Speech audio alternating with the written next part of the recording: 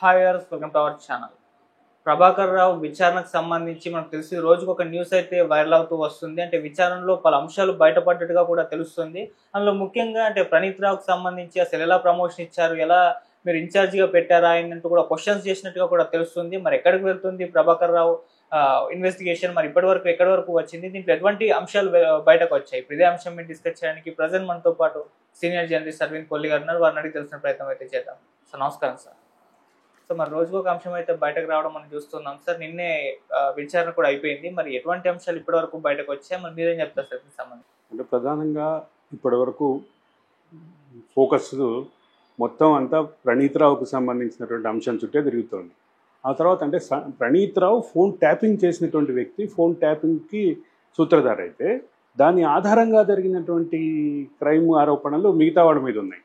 మిగతా వాళ్ళు దీని ఆధారంగా ఫోన్ ట్యాపింగ్ అనేటటువంటి ఒక సిస్టమ్ని, ఒక టెక్నాలజీని ఆధారంగా చేసుకొని దానికి సంబంధించినటువంటి అంటే ప్రభుత్వ వ్యతిరేక, అట్లాగే కొంతమంది నాయకుల వ్యతిరేక ముద్ర వేసి కొంతమందికి ఫోన్లు ట్యాప్ చేసినటువంటి విషయం గమనించాలి. అదే సందర్భంలో కొంతమంది జర్నలిస్టుల ఫోన్లు, కొంతమంది నాయకుల కుటుంబ సభ్యుల ఫోన్లు ఇవన్నీ చేసినట్టుగా వాళ్ళే ఒప్పుకున్నారు. కన్ఫెషన్ స్టేట్మెంట్లో ఉంది.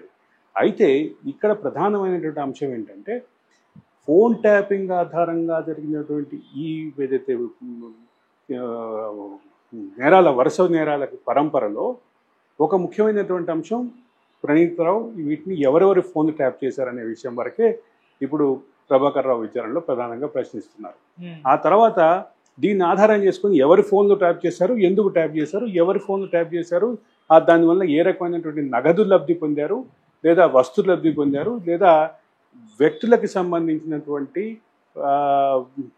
కాల్స్ సంభాషణల రికార్డుల్ని తీసుకొని ఏ రకమైనటువంటి నేరాలు చేశారు, ఎక్స్టార్షన్ అంతా చేశారు అనేటటువంటి దాని మీద కొన్ని ఫిర్యాదులు ఉన్నాయి. దాని మీద కొంత ఆల్రెడీ పోలీసు శాఖ దగ్గర దానికి సంబంధించిన సమాచారం ఉంది. కాబట్టి వాటన్నిటినీ ప్రభాకర్ రావు ముందు పెట్టి చెక్ చేస్తున్నారు. ఇందులో ప్రధానంగా ఇప్పటి వరకు జరిగింది ప్రణీత్ రావుకు సంబంధించిన అపాయింట్మెంటు, ఆయన ప్రమోషన్లు, ఆయన ప్రమోషన్లో ఏమైనా అక్రమాలు జరిగినాయా, ఎక్కడన్నా ప్రమోషన్ లైన్ని బైపాస్ చేసి ఇచ్చారా, తర్వాత వీటితో పాటు సిట్ ఏర్పాటు అంటే ఎస్ఓటీలో ఎందుకు ప్రణీత్ రావుకే ఈ టెక్నికల్ వ్యవహారం అంతా అప్పగించారు అని వీటన్నిటి చుట్టూ తిరుగుతున్నటువంటి ఈ విచారణలో ఇప్పుడు ప్రాథమికంగా వచ్చింది అయితే ప్రణీత్ రావుకు సంబంధించి ప్రణీత్ రావుని వాడుకునేటువంటి క్రమంలో ఆయనని ఎక్కడ ఐడెంటిఫై చేశారు, ఎక్కడ ప్రమోషన్ ఇచ్చారు, ఎక్కడ ప్రమోషన్ల వరుస క్రమం తప్పించారా, వీటన్నిటినీ ప్రభాకర్ రావు ముందు పెట్టాడు.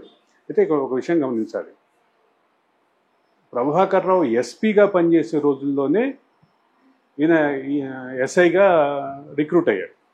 రిక్రూట్ అయినాక 2017 బ్యాచ్కి సంబంధించినటువంటి ప్రణీత్ రావు ఆయనకి ఎక్కడన్నా బైపాస్ చేసి ట్రాన్స్ఫర్ చేశారా, ప్రమోషన్ ఇచ్చారా, లేదా అక్కడ ఉన్నటువంటి పోలీస్ బాస్ అయినటువంటి ప్రభాకర్ రావుకి ఆయన పర్సనల్ టీంలో పెట్టుకున్నారా, వీటన్నిటిని కూడా వీటన్నిటిని ముందు పెట్టి పరిశీలిస్తున్నారు. వీటన్నిటిని ప్రశ్నిస్తున్నారు.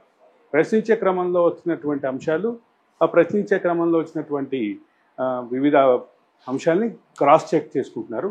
అదే సందర్భంలో ఎఫ్ఎస్ఎల్ రిపోర్ట్ కూడా ప్రణీత్ రావుది, అలాగే ప్రభాకర్ రావుది, ఇద్దరు ఎఫ్ఎస్ఎల్ రిపోర్టుని కూడా పోల్చి చూసి ప్రశ్నలు వేస్తున్నారు. ఇక్కడ ఇంకొక ముఖ్యమైన విషయం ఉంది.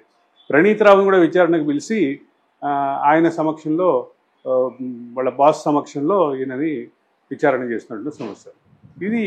ఈ అంశంలో చాలా క్లారిటీ వచ్చేది ఏంటి, ఆయన విడిగా ఏం చెప్పాడు, వీళ్ళిద్దరికి కూర్చోబెట్టినప్పుడు ఏం చెప్పాడు, వీటన్నిటికి సంబంధించినటువంటి వీటి మూలంగా క్రైమ్కి సంబంధించినటువంటి క్రోనలాజికల్ ఆర్డర్ బయటకు వస్తుంది. అని టెక్నికల్గా దీన్ని ఎవరెవరు ఫోన్ ట్యాప్ చేశారు, అందుకు ఏ టెక్నాలజీలు వాడారు, అట్లాగే కొన్ని ఆరోపణలు కూడా ఉన్నాయి. ఇప్పుడు ప్రస్తుత ముఖ్యమంత్రి, అప్పటి ప్రతిపక్ష నాయకుడు రేవంత్ రెడ్డి ఇంటికి సమీపంలో ఒక సెంటర్ పెట్టారని, ఆ సెంటర్ని పెట్టి రేవంత్ రెడ్డి ఇంటికి వచ్చే ఫోన్లని, రేవంత్ రెడ్డి కుటుంబ సభ్యుల ఫోన్లను కూడా ట్యాప్ చేశారు, వ్యక్తిగత సంభాషణలు కూడా విన్నారనేది ప్రధానమైన అంశం. ఇటు రేవంత్ రెడ్డికి చాలా కాలం నుంచి ఫోన్ వాడే అలవాటు లేదు. ఆయన చుట్టూ ఉండేటటువంటి కొంతమంది ఆయన సన్నిహితుల దగ్గర ఫోన్లు ఉంటాయి. ఆ ఫోన్ల నుంచి వెళ్ళేటటువంటి కాల్స్ని కూడా సమీక్షించేటటువంటి నేపథ్యంలో వీటన్నిటికీ వెనక జరిగినటువంటి క్రైమ్ ఏంటి, అసలు బేసిక్ క్రైమ్ ఏంటి, వీటన్నిటి మీద నిర్ధారణకు వచ్చి ఆ నిర్ధారణ ఆధారంగా ఛార్జ్షీట్ రూపొందిస్తామని చెప్పారు. అదే సందర్భంలో ఒకటైతే క్లియర్, ఆయన పోలీసులకి విచారణకి సహకరిస్తానని, విచారణని ముందుకు తీసుకెళ్లడంలో పూర్తి స్థాయిలో సహకరిస్తానని కోర్టులో వేసినటువంటి అఫిడవిట్ని ఉల్లంఘించి ఆయన కోర్టులో విచారణకు సహకరించట్లేదని అభిప్రాయం పోలీసులకు ఉంది. కాబట్టి మళ్ళీ సుప్రీంకోర్టులో మెమో దాఖలు చేసి దానికి సంబంధించినటువంటి నెక్స్ట్ ఆర్డర్లు తీసుకునేటువంటి అవకాశం. ఎందుకంటే నాట్ టు అరెస్ట్ కానీ విచారణకు సంబంధించిన కండిషన్లు కానీ అన్నీ సుప్రీంకోర్టే నిర్ణయించిన నేపథ్యంలో సుప్రీంకోర్టు బెంచ్ ముందుకే మళ్ళీ ఒకసారి అఫిడవిట్ వేసి ఈ అంశాన్ని ముందుకు తీసుకెళ్లే ఉద్దేశంతో రాష్ట్ర పోలీస్ శాఖ ఉంది అనే భావం ఒకటైతే క్లియర్గా మనకుంది. అయితే మనకి కంక్లూజన్ రావడానికి ప్రాథమికమైనటువంటి అంశం ఏంటి, అప్పుడు పోలీసులు వ్యక్తం చేసినటువంటి అభిప్రాయాలు కానీ, అదే సందర్భంలో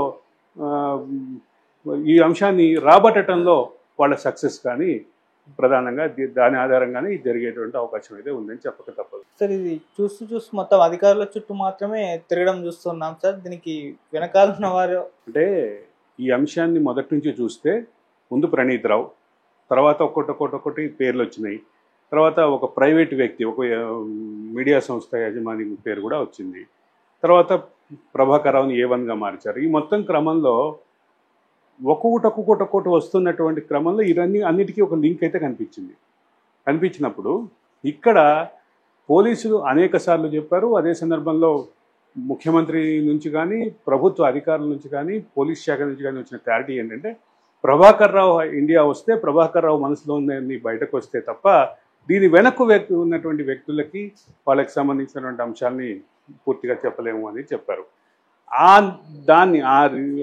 ఆ స్టేట్మెంట్ని బేస్ చేసుకుని చూస్తే ప్రభాకర్ రావుని మనసులో ఉన్నవన్నీ బయటపెట్టే ప్రక్రియ నడుస్తోంది. దీనికి సంబంధించిన పూర్తి రూపం వస్తే తప్ప దీని వెనకున్నటువంటి వ్యక్తులు, దీని వల్ల లాభం పొందినటువంటి వ్యక్తులు, దీనివల్ల ఇబ్బంది పడినటువంటి వ్యక్తులు, వీళ్ళందరికీ సంబంధించిన క్లారిటీ వచ్చే అవకాశం అయితే ఉంది. అది వస్తే తప్ప ప్రభాకర్ రావుని ఇండియా తీసుకొచ్చినటువంటి పర్పస్ సర్వ్ అవుతుంది, పర్పస్ నెరవేరుతుంది. ఆయన తీసుకొచ్చినటువంటి క్రమంలో రాష్ట్ర పోలీసులు కానీ